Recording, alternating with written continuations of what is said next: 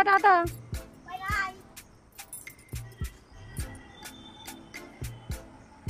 Everyone, welcome to our new blog. আশা করছি তোমরা সকলে খুব ভালো আছো আর আমরাও খুব ভালো আছি।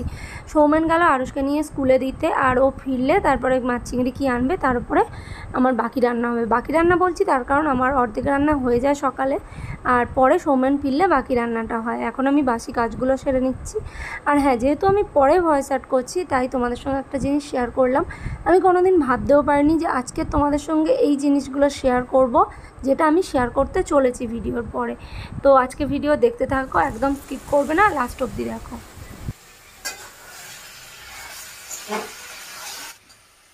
তুমি অনেক দিন পর মানে আমি রান্না করতে এখানে রান্না করে ঢুকেছি অনেকদিন পর। আসলে সময় পাচ্ছিলাম না অন্য কিছু কাজ সেরে রান্নার দিকে মন দেওয়ার। আমি অ্যাকচুয়ালি রান্না করতে ভালোবাসি, মানে যে কোনো রান্নার এক্সপেরিমেন্ট করে করতে আমার দুর্দান্ত লাগে। আর মাংসটা আজকে ভাবলাম স্কুল থেকে ফেরার পথে মাংস কিনে নিয়ে যাই, গিয়ে বা মাংসটা নিজে হাতে রান্না করে খাবো। ওই জন্যে বেশি নয়, 800 গ্রাম মাংস এনেছি। 4 জনের এই দুমুলের বাজারে মোটামুটি হয়ে যাবে। তোমরা সংসারে 4 জন তো, বাকি দুজন ঘুরতে আছে না, 4 জন না, ভুল বললাম, 6 জন। 6 জন না, হিসাব মতো 7 জন। হ্যাঁ, দুজন আছে, তো মোটামুটি হয়ে যাবে 6 জনের। দুমুলের বাজারে আমাদের এখানকার মাংসর দাম নিয়েছে 195 টাকা করে কাটা কেজি। আর তোমরা তো সবাই জানো আমরা বাঙালিরা একটুখানি মাংসের সঙ্গে আলু দিয়ে খেতে ভালোবাসি, ওই জন্য আলুটা এখানে ভেজে রাখা হয়েছে। আর মাংস এখনো কষা চলছে, নুন এখনো দিইনি, কালারটা মোটামুটি ভালো বেরিয়ে গিয়েছে।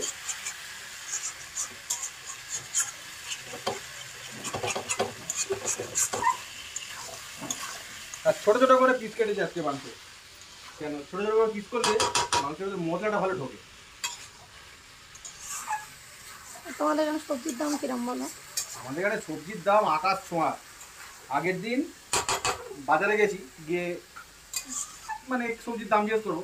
আগে কী হতো 30 টাকা কেজি, 40 টাকা কেজি যে কোনো সবজির দাম বলতো। এখন বলছে 100, মানে 100 গ্রাম 15 টাকা, 100 গ্রাম 10 টাকা, 100 গ্রাম 8 টাকা, এরকম মানে 100 গ্রামের হিসাব করে সবজি কিনতে হচ্ছে। তো 250 টাকা সবজি কিনেছি, সে মানে ভরেনি। একটা কাঁচ কাগজের থলিতে হাফ প্যাকেট ট্রেন যাচ্ছে, দেখা যাচ্ছে না।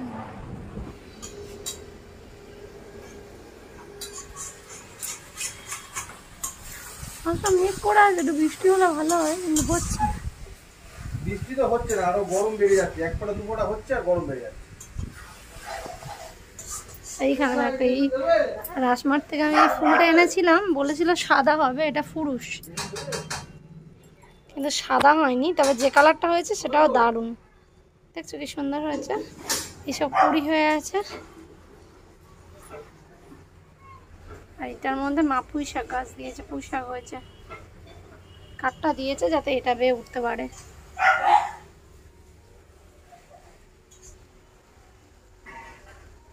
এখানে একটা ছোট্ট পেঁপে গাছ, এই একটা বেলফুল গাছ, এই একটা বেলফুল গাছ, আর এই জবা গাছটা শুকিয়ে গেছে। কালকের হয়েছিল জবা ফুলটা শুকিয়েছে, সরি, এই ফুলটাও শুকিয়ে গেছে। এটা টগর গাছ। আর এইখানে এই বোতলগুলো সব মাই কেটে কেটে এরকম এই 9 o'clock বসিয়ে দিয়েছে।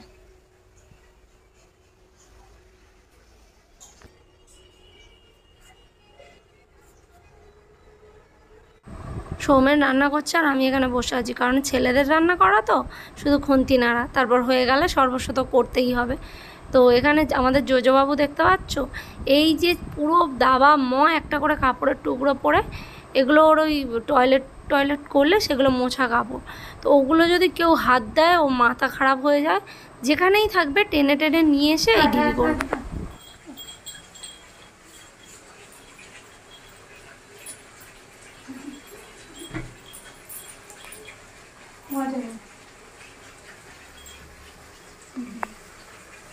আমার সঙ্গে আমি দুবাই, আমার সঙ্গে দুবাই চ চ, আমার হাতে আয় দুবাই, আয় আয় দুবাই।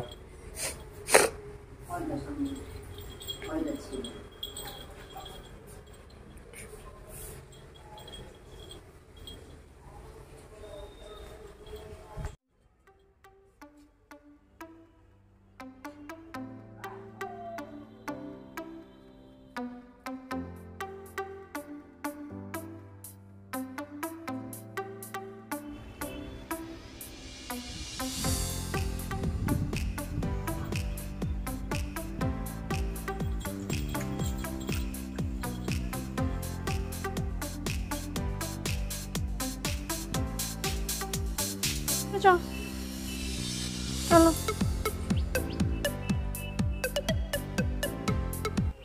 বাজে রাত 8টা, মোটামুটি সকালবেলা রান্নাবান্না হয়েছে, তারপরে মাঝখানে সেরকমভাবে ভিডিও আর করা হয়নি, ভালো লাগছিল না। সত্যি বলতে মনটা একটু ঠিক নেই কিছু কিছু কারণের জন্য, সেটা কেন তোমাদের বলবো। এই ব্যাপার নিয়ে আমার কোনো রকম কোনো ভিডিও করার কোনো ইচ্ছা ছিল না, আর এখনও আমি ওই ব্যাপার নিয়ে বেশি কথা বলবো না, কারণ তোমরা তো বুঝতে পারছো কী ব্যাপারে বলছি। এখন ফেসবুকে ইউটিউবে সারাক্ষণ যেটা চলছে নবনীতার নিয়ে, সত্যি কাল সকালবেলা যখন ফোনটা খুলি আর ওই যে চোখে মানে ভাবতে পারছি না, চোখে তুলসী পাতা দেওয়া ওই ছবিটা যখন দেখলাম, ওর হাজব্যান্ড ওরকম কাঁদছিল, এত কষ্ট হচ্ছিল না। আমি ওই ব্যাপার নিয়ে কোনো ভিডিও করিনি, আমার ইচ্ছাই করছে না ওই ব্যাপার নিয়ে কোনো ভিডিও করতে। চলছে মোটামুটি। এবারে আমি কি বলবো বলতো, অনেকে বলবে ব্যবসা চলছে, কিন্তু আমি বলবো হয়তো না, কারণ আমি একটা মেয়ে হয়ে বুঝতে পারছি কন্টিনিউ ফোনে যেভাবে আসছিল না, ওর প্রত্যেকটা কষ্ট, প্রত্যেকটা মানে যখনই ফোনটা খুলছিলাম না, কেউ অক্সিজেন পাইপ দেওয়া, ওইগুলো দেখেই ভীষণ কষ্ট লাগছিল। তো যার জন্য আমারও এত কষ্ট হচ্ছে বলেই বুঝছি যে যারা ভিডিও করছে হয়তো সেই কষ্টটা থেকেই করছে। তো যাই হোক, আমি ওই ব্যাপার নিয়ে বেশি কথা বলতে চাইছি না, আমার ভালো লাগছে না। আমি কিন্তু নিজে 50 বার আমি স্ক্রল করে করে এমনি ব্লগ খুলে খুলে দেখছি, কিন্তু তবু আমার কেন জানি না আমার ওই ব্যাপার নিয়ে বেশি করে ভিডিও করতে ইচ্ছা করছে না। তো যাই হোক, আমি যে কারণে ভিডিওটা আজকে করছি, এখন তো 8টা বাজে, এখন আরুষ গেছে টিউশনে আর সৌমেন গেছে জিমে, মা নিচে আছে। তো একা একা ওপরে ঘরে বসেছিলাম, ফোনটা স্ক্রল করতে করতে ওই সবগুলো আসছিল আর মাথায় বিভিন্ন জিনিস আসছিল, সেটা নিয়েই একটা ভাবলাম যে তোমাদের সঙ্গে শেয়ার করি। তোমরা অনেকে বলেছিলে যে আমার কি হয়েছে, আমরা ব্যাঙ্গালোরে গেছিলাম, আরুষের চিকিৎসা তো করেছিলাম। আমি এই কথাটা বলেছিলাম যে আমার অনেক দিন ধরে একটা সমস্যা চলছিল, 5 বছর ধরে, কিন্তু সেটা সেরকমভাবে কোনো কিছু হয়নি, এবারে সেটা ধরা পড়লো। তোমরা ভাবতে পারবে না আমার এমন একটা সমস্যা এখন যখন ধরা পড়েছে, নর্মালি আমার আত্মীয় স্বজন নিজেরাই বলছে যে এই একটা ব্যাপার, এটা কেউ ধরতে পারলো না। আমরা ছোটোবেলায় বইও অনেক পড়েছি। তো যাই হোক, এখন মেন বিষয়বস্তুটায় আসি, অনেক কথা বলা হয়ে যাচ্ছে। নবনীতাকে যে দিল্লিতে নিয়ে যাওয়া হয়েছিল, ওর ওখানে ভুল ট্রিটমেন্ট হয়েছে, সেক্ষেত্রেও কিন্তু আমি বলবো যে আমাদের ওয়েস্ট বেঙ্গলের থেকে বাইরে চিকিৎসা ব্যবস্থা অনেক ভালো। আমার নিজেদের অনেক কাছের লোকেদেরও আমি দেখেছি, আর নিজের ক্ষেত্রেও দেখেছি, সেটাই বলছি। হয়তো দিল্লিতে ওখানে ভুল হয়েছিল, কিন্তু বেশিরভাগ জায়গাতেই চিকিৎসাটা ঠিকঠাক হয়, প্রপার হয়। আমার যেটা হয়েছিল সেটা হলো মানে হঠাৎ 5 বছর আগে বলবো, হঠাৎ কোথাও কিছু নেই, প্রচণ্ড জল তেষ্টা পেতে শুরু করলো, প্রচণ্ড। এবারে সেটা প্রথমে আমি তো জল খেতামই না বলতে গেলে, যার জন্য আমার বাবা সবসময় আমাকে বকতো বিয়ের আগে যে একটু জল খাস না, জল না খেলে শরীর ঠিক থাকে না, পেটের প্রবলেম হয়, এরকম বকতো। তো সেখান থেকে আমি কি মানে যে মানুষটা জলই খেত না, সে এত পরিমাণে জল খেতে শুরু করলো, প্রথমে 5 লিটার 6 লিটার, এরকম হতে হতে দিনে আমি 10 লিটার করে জল খেতাম। তোমরা বিশ্বাস করবে কি আমি জানি না, যারা আমার নিজস্ব রিলেটিভ আছে, যারা আমার কাছের মানুষ আছে, বন্ধু বান্ধব আছে, সকলেই সেটা জানে যে আমার এই প্রবলেমটা মানে বিগত 5 বছর ধরে চলছিল। যে আমি মানে কি বলবো, এত জল তেষ্টা পেতো, আমি পাগল হয়ে যেতাম, মানে ওকে জল খেতেই হবে, ফ্রিজের ঠান্ডা জল কন্টিনিউ খেয়ে যেতে হবে। এবারে যেমন জল খা তেমন বাথরুমে যাওয়া, ইউরিন পাস হতো। তো আমাকে পুরো ঘড়ি ধরে 1 ঘন্টার মধ্যে আমাকে বাথরুম যেতেই হবে। আমরা যেই এত জায়গায় ঘুরতে যেতাম, মানে এই শেষের দিকে কিছুদিন হলো, যত দিন যাচ্ছিল প্রবলেমটা আরও বেড়ে যাচ্ছিলো। তো শেষের দিকে কিছুদিন হলো মানে এত সমস্যা হচ্ছিল, আমার যদি বাথরুম পেয়ে যেত না, আমি পাগলের মতো হয়ে যেতাম। মানে কোথায় লোক আছে, কোথায় জোন আছে, মানে আমার মাথায় কিছু থাকতো না, আমার মনে হতো আমার হয়তো হয়ে যাবে বা এরকম কিছু। তো যাই হোক, এটা একটা আমার লাগতো না লজ্জা, কিন্তু আমার আশেপাশের অনেক লোকের হয়তো একটা লজ্জাজনক ব্যাপার লাগতো। অনেকে এরকমও বলেছে যে এমন একটা রোগ বাঁধিয়েছিস যে লোকের কাছে বলা যায় না। কিন্তু আমার পরিস্থিতিটা, আমার যেটা হয়েছে সেটা আমিই জানি। তো যাই হোক, তো এরকম হতো। আর যেহেতু আমি কন্টিনিউ জল খেতাম, বাথরুমে যেতাম, সারা রাত আমার ঘুম হতো না। এই এতদিন ধরে আমার চলে এসছে, কিন্তু তোমরা হয়তো সামনে থেকে বুঝতে পারোনি। অনেকে কমেন্ট করে বলেছে দিদি বুড়ি হয়ে যাচ্ছে, চোখের কোণে কালি পড়ছে, মোটা হয়ে যাচ্ছে। চোখের কোণে কালি পড়তে বাধ্য। একটা মানুষ যদি 5 বছর ধরে রাতে না ঘুমায়, দুপুরে না ঘুমায়, কন্টিনিউ বারবার ওঠে, তো তো এটা হবে। তো যাই হোক, আমরা অন্যদিকে চলে যাচ্ছি, বাদ দাও। যেটা আমি ফেস করেছি সেটা আমি একমাত্র জানি, যার এই পরিস্থিতি হয় শুধু সেই জানি। এখন ব্যাপারটা হচ্ছে, যখন ওরকম হলো আমার ফার্স্ট 2018 সালের সম্ভবত ফেব্রুয়ারি কি মার্চে হবে, এইরকম সময়ে আমরা সিমলা গেছিলাম, সিমলা মানালি ট্যুর করেছিলাম। তো ওখান থেকে গিয়ে ওখানে দেখলাম আমার প্রবলেমটা প্রচণ্ড পরিমাণে হচ্ছে বেরিয়ে, মানে প্রচণ্ড জলদেশটা পাচ্ছে। তো আমি ভাবলাম হয়তো ওয়েদার চেঞ্জ হয়েছে, যার জন্য হতে পারে হলেও। তো ওই যে ওখান থেকে বাড়ি ফিরলাম, ফেরার পর আমার শরীর এত খারাপ হয়ে গেল, ডিহাইড্রেশন টাইপের হয়ে গেল, প্রচণ্ড বমি করলাম, প্রচণ্ড শরীর খারাপ হলো। তো আমি এখানে কিছুদিন ছিলাম, থাকার পরে তখন আমার মা ছিল, আমি ও বাড়ি গেলাম, বললো এত শরীর খারাপ এখানে হয়।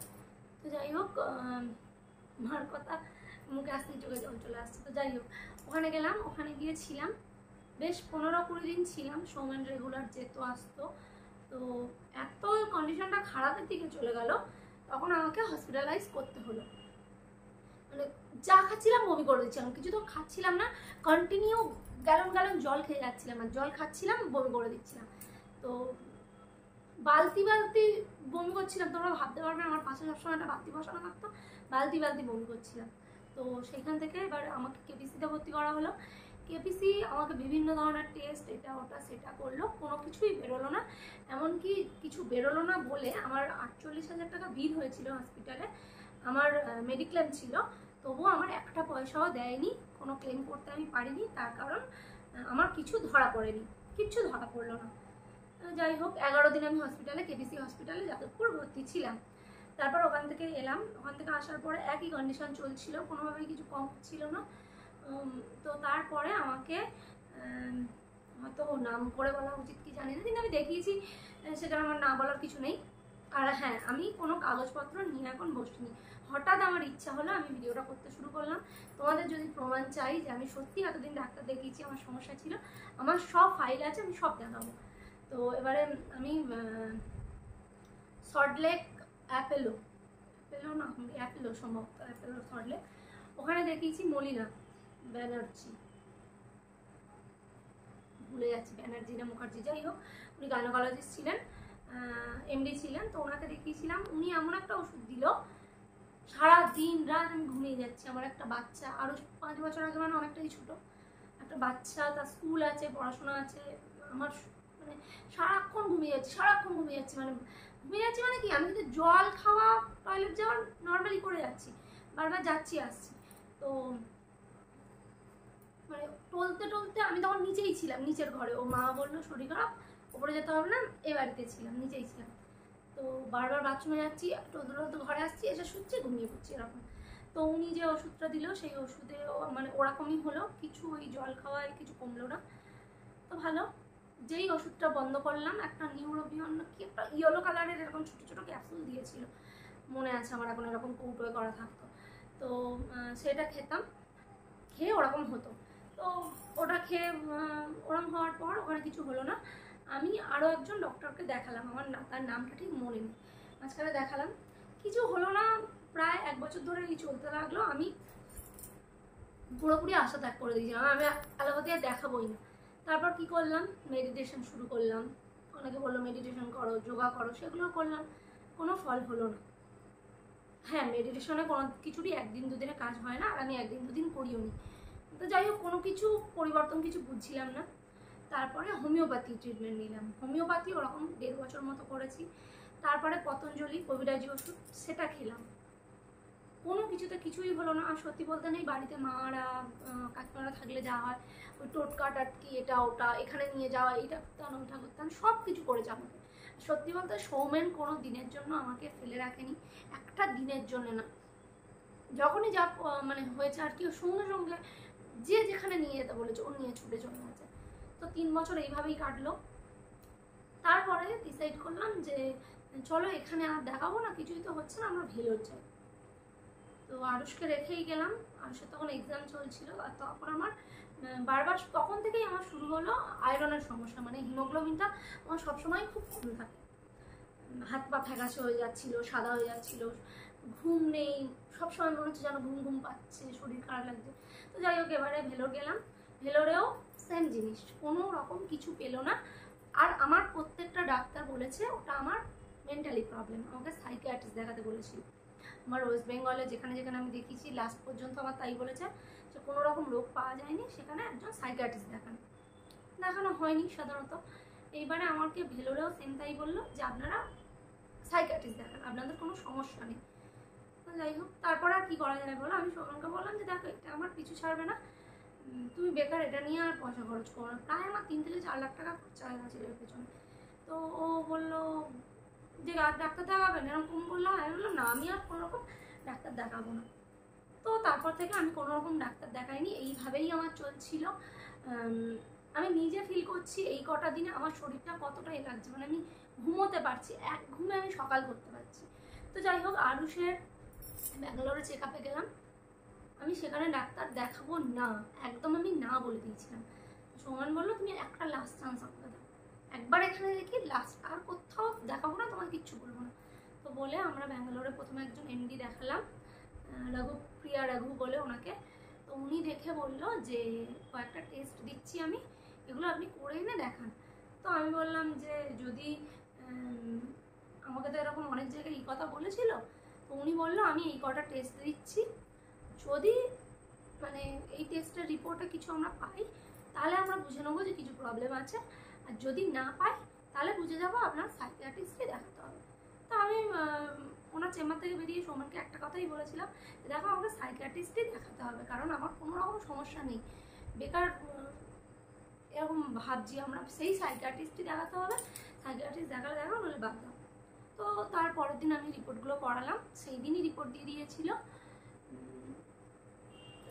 তারপরে রিপোর্টগুলো দেখানোর পরে, নিয়ে আসার পরে রিপোর্টগুলো পরের দিন যখন ডক্টরের কাছে গেলাম বিকালে, উনি দেখে বললো যে হ্যাঁ সমস্যা আছে, আর ব্যালেন্সটা অনেকই কম বেশি আছে, মানে যেটা 200 থেকে 300-এর মধ্যে থাকার কথা সেটা 500-এ চলে গেছে এরকম। বা যেটা ওরকম, আমি আসলে রিপোর্টগুলো দেখালে আমি পুরো ক্লিয়ারলি বলতে পারবো, আমার অতটা মনে নেই। একটা ছিল 255 থেকে 400 সম্ভবত একটা জিনিস রিপোর্টে ছিল, সেটা আমার শুধু 79 ছিল, এত নেমে গেছিলো এরকম। তো উনি বললো সমস্যা আছে, তবে আপনার চিকিৎসা আমি করতে পারবো না, আমি তো এমডি, এর স্পেশালিস্ট যে আমরা তার কাছে পাঠাচ্ছি বলে আমাকে ওই এন্ডোক্রিনো ডিপার্টমেন্টে পাঠানো হলো। সেখানে গেলাম, যাওয়ার পরে ওনারা আবার কিছু টেস্ট করালো, করিয়ে বললো যে হ্যাঁ আমরা যেটা ভেবেছিলাম সেটাই, আমার ডায়াবেটিস ইনসিপিটাস আছে। আর তারপরে আমার আবার এমআরআই করা হলো, তোমরা অনেকেই দেখেছো এমআরআই করা হলো। ওটা এটা দেখার জন্য করা হলো যে যাদের ডায়াবেটিস ইনসিপিটাস থাকে তাদের বেশিরভাগই ব্রেন টিউমারের জন্য, এটা হয়তো আগে কারো ব্রেন টিউমার হয়েছিল বা এখন আছে, এর জন্য হতে পারে। তো যাই হোক, ঈশ্বরের কৃপায় আমার এমআরআই রিপোর্ট পুরোপুরি নর্মাল ছিল। আমার যেটা হয়েছে সেটা হলো আমার শরীরে এডিএইচ হরমোন তৈরি হচ্ছে না, যেটার অভাবে আমার এই সমস্যাটা হচ্ছে। মানে এডিএইচ হরমোনের কাজ হলো যে এই যে আমার টয়লেট যেতে হবে, এবার আমার জল খেতে হবে, এইটা মানে ও আর কি সিগন্যাল দেয় যে যাও তুমি টয়লেট যাও, কিডনিকে সিগন্যাল দেয়, কিডনি ওটা করতে। যাই হোক, আমার সেই এডিএইচ হরমোনটা ব্যালেন্স একদম 0, যার জন্য আমাকে একটা মেডিসিন দিয়েছে, যেটা দিনে 2বার করে খেতে হয়, একটাই ট্যাবলেট আধখানা করে। তো আমি সত্যি অনেক সুস্থ আছি এখন আগের থেকে, কিছু ডেভেলপ নিজে বুঝতে পারছি যে যেটা আমার হচ্ছে আর কি। আর 6 মাস পরে আবার আমার চেক আপে যেতে বলেছে, তো আমি এখন সেই মেডিসিনগুলোই নিচ্ছি। তো যাই হোক, অনেক কথাই বললাম, যেটা মেন বিষয় সেটা হলো যে আমি এত কষ্ট পেয়েছি 5 বছর ধরে। যারা আমার সঙ্গে বাইরে ঘাটে বেরোতো, ঘুরতে যেত, তারাই জানে, কারণ আমি পাগলের মতো, যখন আমার বাথরুম পেয়ে যেত আমি পাগলের মতো ছোটাছুটি করতাম, এই যে ঠাকুর দেখতে বেরোতাম, আমি কোথায় যাচ্ছি, কোথায় টয়লেট, কোথায় মানুষজন রাস্তায় দাঁড়িয়ে আছে, আমার কোনো হুঁশ থাকতো না, মানে আমার টয়লেটে যেতে হবে। মানে তোমাদের সঙ্গে পরে কিছু কিছু গল্প করবো, সিচুয়েশন হয়েছিল এমন এমন, মানে আমি মাঝে মাঝে ভাবি যে আমার মানে লজ্জার মাথা পুরো খেয়ে ফেলেছিলাম, এরকম পরিস্থিতি আমার সঙ্গে হয়েছে। তো যাই হোক, এইগুলোই তোমাদের সঙ্গে একটু শেয়ার করার ছিল। এতদিন ধরে কষ্ট পেয়েছি তো অনেক, এইরকম একটা জিনিস যে শরীরে এডিএইচ হরমোনটা নেই। আমার 4 থেকে 5টা টেস্ট করিয়েছিল, মানে যার মধ্যে বেরিয়েছিল। আমার একটাই প্রশ্ন যে আমার এতদিন ধরে চিকিৎসা চলছে, চললো, এতদিনে কি কেউ বুঝতে পারলো না? ওই ওই 4-5টা টেস্ট কি কেউ করায়নি? আমি মনেও করতে পারছি না। আমি কাগজগুলো সেভাবে বের করে ঘাঁটিনি, ঘাঁটলে হয়তো বের করে বুঝতে পারবো।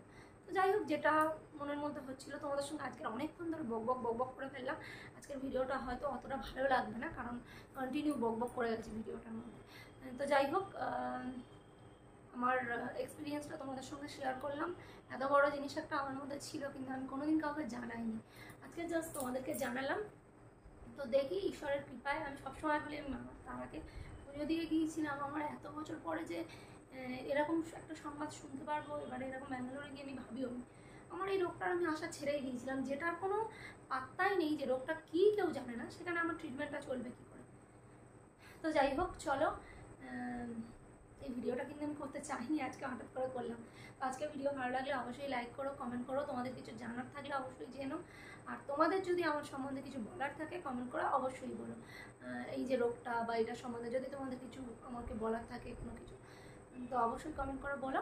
আজকের মতো ভিডিওটা এখানে শেষ করছি। এটা